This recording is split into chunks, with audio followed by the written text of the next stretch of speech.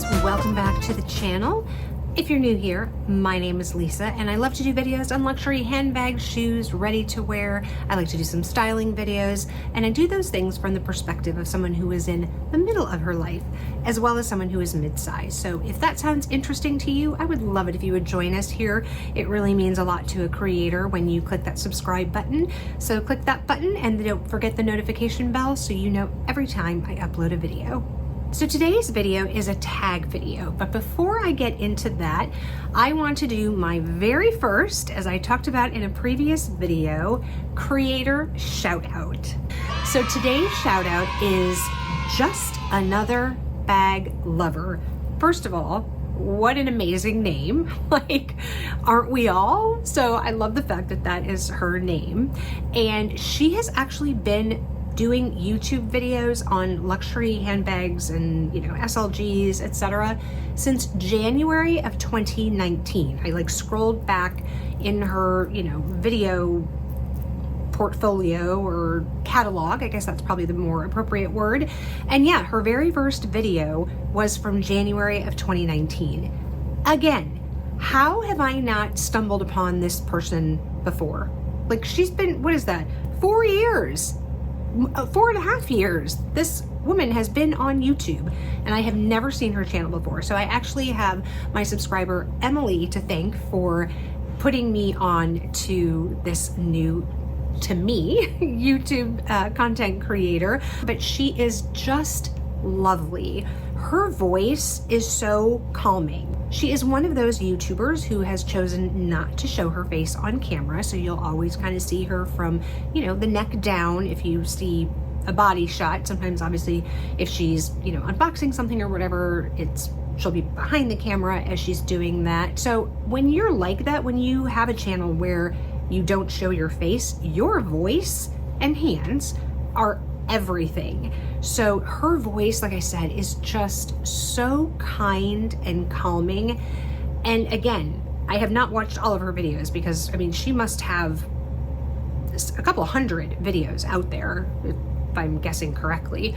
And just by looking at thumbnails, she has something from, I think, every house out there. She has a very diversified collection. So if you are looking for a new creator to follow, I would highly recommend Just Another Bag Lover. I will definitely have her channel linked below, so please be sure to check her out and subscribe. So this video, as you could tell from the thumbnail, is the Never Have I Ever blanks. And this was a tag video started by Heidi, and her channel is Simply Her Perspective, also another great channel name. And then I was tagged by the very lovely Meredith from Living Luxe with Meredith. So I will have Heidi's channel and Meredith's channel linked below.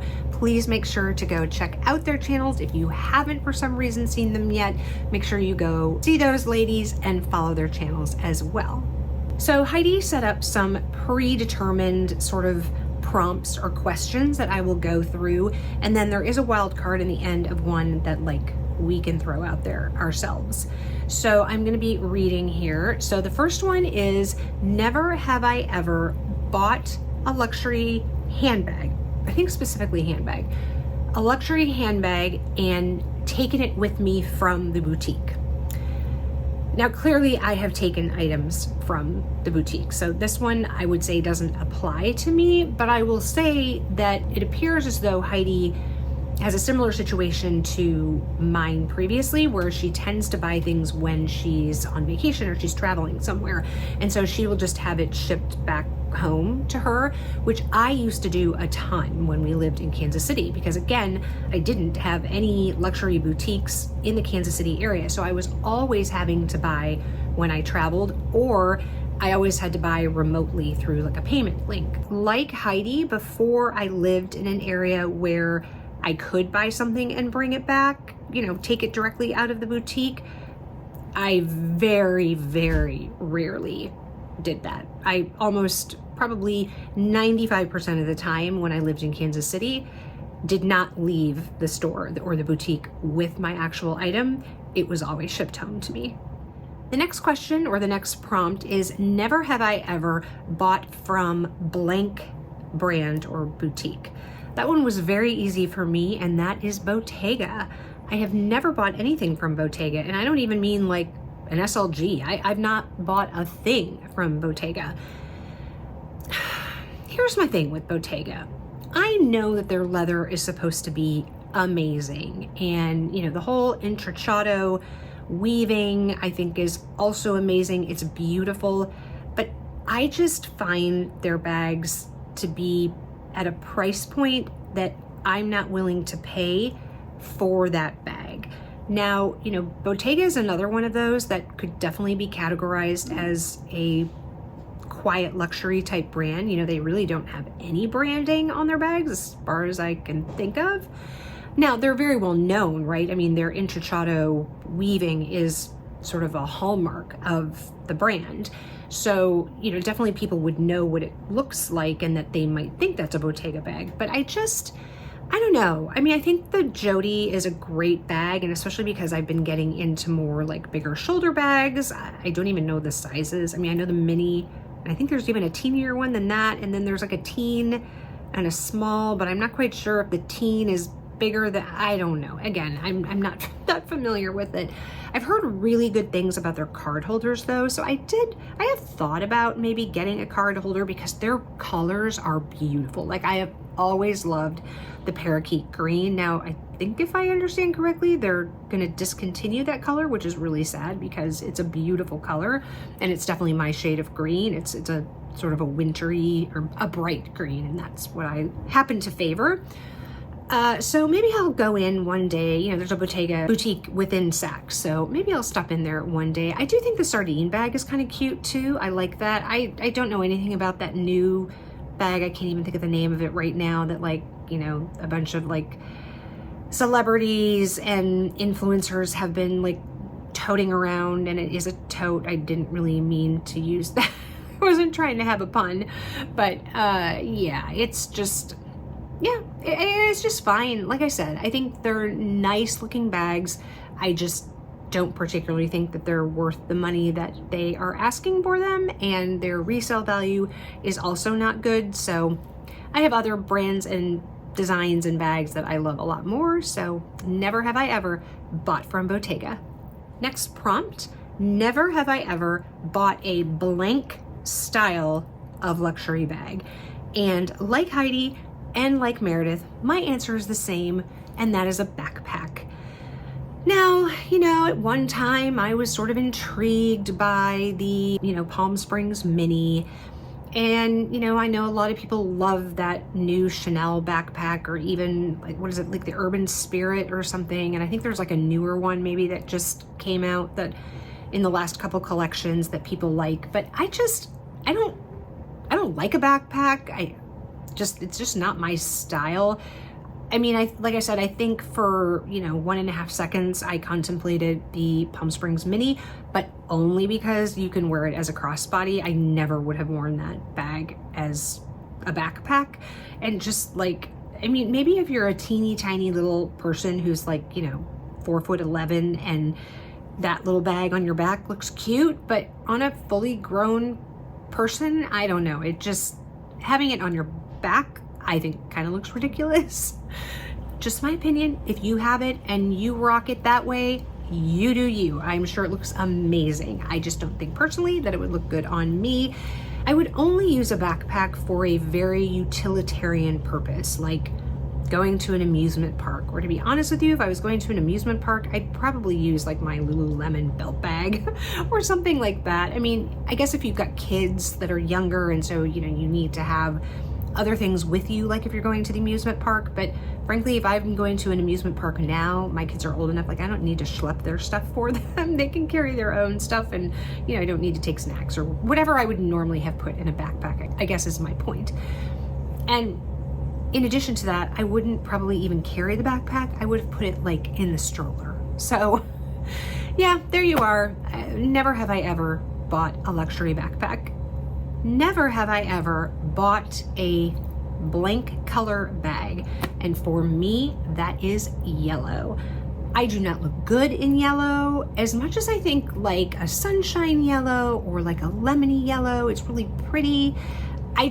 would have nothing to style it with because I don't wear colors that tend to look good with yellow. So like this past, the yellow they had in, what was it, 22, or excuse me, we're in 23, Lisa. In 23A, that like kind of, it was almost like a maize color, kind of this like goldenrod. I mean, it was definitely fall for sure. Color yellow, I mean, that would have looked like death on me, like just horrendous. So like I said, I watched some creators who, you know, love yellow bags and they look so pretty. And, you know, I think if I wore like maybe a lot of florals, like spring color, like, you know, pastel-y florals, then maybe I could rock a yellow bag. But because I don't dress that way, I tend to dress in more simple styles and more, you know, the most I generally do in a pattern is like a stripe. So yeah, it's just yellow bags, not my aesthetic, and will not be buying. The last prompt before the wild card is, never have I ever had a glass of champagne at a luxury boutique. And I can sit, you know, on the same bench as Heidi with this one because I have not either. Now, it's not that I haven't been offered one. I've been offered one several times, but I don't like champagne. So if they had offered me, you know, like a glass of Cabernet or a glass of Moscato, I have a very like polarizingly opposite taste in wine. I like either like a super dry red or I want a super sweet white, like a not even a Riesling, like sometimes that's not even sweet enough, like a Moscato, like an ice wine, something like that. So yeah, champagne is just too dry for me. I don't like the taste. I did have a glass when I was at World of Fendi, but I just sort of forced it down. I was kind of doing it under peer pressure, to be honest with you. Not like anybody was pressuring me, but they didn't have any regular drinks at the time. I don't know if you guys remember, but like I was like literally the first one there to arrive, and they weren't starting. They had like some signature cocktails that they were going to be serving, but they weren't doing that yet. So the only choice I had was champagne, and it was just sort of out of something to do with my hands, to be honest. But yeah, so I've never had a glass of champagne at a luxury boutique because I don't want one. Instead, I will certainly be offered water, and it seems like now that's generally what most boutiques are offering. Like, I haven't had one offer me a glass of champagne in a while. I'm trying to think of the last, I feel like I was somewhere recently where they offered me a glass of champagne, and now I can't remember what it was, or maybe Prosecco? Something like that. But anyway, so I've definitely had water. I mean, obviously, you know, I haven't had the different experiences like Meredith had. I mean, she's had a ton. I was able to enjoy an amazing private dinner, you know, with Fendi during the World of Fendi week, and that was absolutely incredible. They had, you know, some lovely snacks, and again, only champagne when we were doing our MTO. I only had that option. That was not cool. But anyway, but you know, there were hors d'oeuvres and things like that there, and that was also lovely. But yeah, that's been pretty much my extent of sort of the culinary aspect of luxury shopping.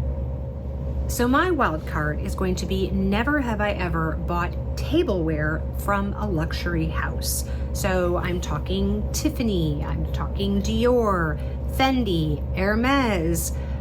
Don't know which other houses have them. I certainly know that those four do. I mean, obviously if you go to Tiffany, especially if you go to the new flagship store, there's a whole floor of tableware, and obviously people, you know, do their wedding registries there and can register for Tiffany China. I think they're beautiful, and there are definitely some pieces that I would buy. I was actually looking at the Fendi website, and their prices aren't too bad either. But I will say that I am thinking about investing in some Hermes pieces. I do really like the H Deco print, and I realized that all of my dishes somehow disappeared. Now, none of them were like good dishes, so don't get worried for me. But I think somehow we lost a box. So when I packed up the kitchen to move it in here, you know, I packed up all of our like actual dishes that we had, because I knew we were going to be using paper plates and, you know, plastic utensils, because I wasn't going to be doing dishes in my bathroom sink. So I put those all in a box, and we can't find the box, bottom line.